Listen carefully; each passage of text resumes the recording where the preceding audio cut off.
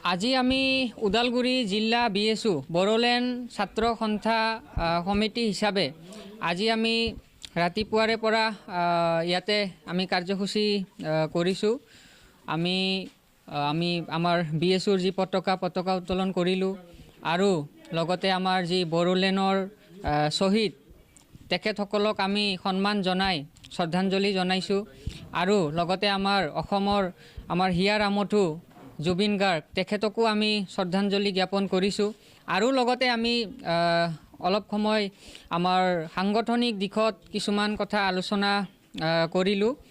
আমাৰ আজিৰ কাৰ্যসূচী এনেধৰণে আমি আজি পালন কৰিলোঁ। আমি বড়োলেণ্ড ছাত্ৰ সন্থা হিচাপে আগন্তুক দিনত আমি বিভিন্ন দিশত আমি ষ্টুডেণ্টসকলৰ বিষয়ে আমি চিন্তা কৰিছোঁ বা আমি আলোচনাও কৰিছোঁ। আমাৰ কেন্দ্ৰ সমিতিৰ বিষয়ববীয়াসকলৰ লগতো আমাৰ আলোচনা আমি কৰিছোঁ যে এতিয়া যিসকল যুৱক যুৱতী এতিয়া পঢ়া শুনাৰ কাৰণে আগবাঢ়ি আছে তেখেতসকলক বিভিন্ন দিশত অকল হাই ছেকেণ্ডেৰী হওক BA নহয় অন্য কিছুমান কোৰ্চ থাকে APSC UPSC এইবিলাকৰ ক্ষেত্ৰতো আমাৰ সংগঠন বুলি নকওঁ আমাৰ দলৰ তৰফৰ পৰা বিভিন্ন দিশত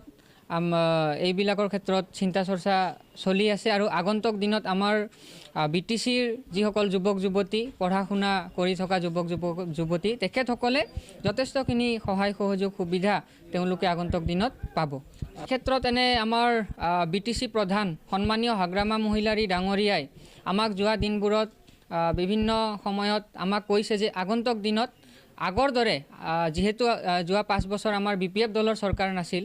হাগ্ৰামা মহিলাৰী ডাঙৰীয়া চিফ নাছিল, আকৌ তেওঁ যিহেতু 5 বছৰৰ মূৰত আকৌ চিফ হৈছে, গতিকে যোৱা দিনবোৰৰ দৰে এতিয়া আকৌ শিক্ষাৰ ক্ষেত্ৰত বা সামাজিক ডেভেলপমেণ্টে নহয় শিক্ষাৰ ক্ষেত্ৰত যি আমাৰ যুৱক যুৱতী তেখেতসকলক উন্নয়নৰ দিশত আগবঢ়াই নিয়াৰ ক্ষেত্ৰত আমাৰ BTC প্ৰধান হাগ্ৰামা মহিলাৰী ডাঙৰীয়াই যথেষ্টখিনি চিন্তা চৰ্চা কৰিছে আৰু এতিয়াও তেওঁ চৰকাৰত অহাৰ লগে লগে যুৱক যুৱতীসকলক পঢ়া শুনা বুলিয়ে নহয় বিভিন্ন দিশত আগবাঢ়াৰ কাৰণে উন্নয়নৰ ক্ষেত্ৰত হওক বা বিভিন্ন কাম কাজৰ ক্ষেত্ৰত বা নিজকে প্ৰতিষ্ঠা কৰাৰ ক্ষেত্ৰত BTC ফালৰ পৰা বা BTC চৰকাৰ ফালৰ পৰা বহুতখিনি চিন্তা চৰ্চা কৰা হৈছে। আগন্তুক দিনত আমাৰ নৱপ্ৰজন্মই এইবিলাক সুবিধা পাবলৈ সক্ষম হ'ব। যি আজি কাৰ্যসূচী আছে আমাৰ দেশৰ প্ৰধানমন্ত্ৰী সন্মানীয় নৰেন্দ্ৰ মোদী ডাঙৰীয়া তেখেতো আহিব, আমাৰ অসমৰ মুখ্যমন্ত্ৰী ডাঙৰীয়া সকলো আমাৰ যিসকল আমাৰ সন্মানীয় ব্যক্তিসকল উপস্থিত থাকিব আৰু সকলোৰে উপস্থিতিত আজি যি আমাৰ বড়ো জনগোষ্ঠীয় যি নৃত্য সেই নৃত্য আজি প্ৰদৰ্শন হ'ব আৰু মই ভাবোঁ যে অকল অসমত নহয় বিশ্বৰ বিভিন্ন যি নিউজ মিডিয়া হওক বা বিভিন্ন ঠাইলৈ এই বাৰ্তা আজি যাবলৈ সক্ষম হ'ব। যোৱা দিনবোৰত এনে কোনো কাৰ্যসূচী আমি দেখা পোৱা নাছিলোঁ, গতিকে যিহেতু আজি আমি এই কাৰ্যসূচী আমি দেখিবলৈ পাইছোঁ আমাৰ নৱপ্ৰজন্মৰ কাৰণে অতিকৈয়ে ভাল লগা বা আজি ভাল এটা আজি দিন আৰু অসম চৰকাৰে